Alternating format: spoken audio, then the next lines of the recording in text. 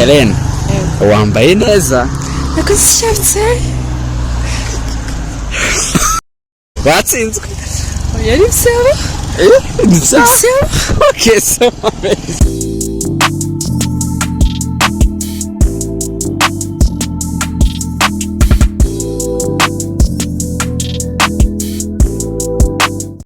yes tugarutse muri Kigali cockpit ni manda ya Kigali nkuko mubimenyereye ni Captain Sande kuri uyu munsi turi mu manda ya Kigali tugiye kuganira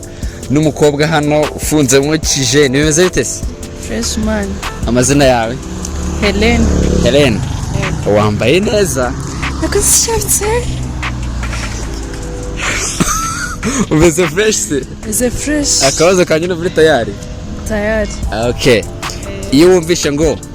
iminsi y'amanyunya mfizi iyo minsi imeze gute iminsi y'amanyunya mfizi iminsi y'ubukene bro y'ubukene cyangwa amanyunya mfizi mfizi sundi ni igiki amanyunya ni ibiki mfizi sabizi hindura ibyo byaranze reka byanze tsaho nyine nta kundi watsinzwe yari bisaba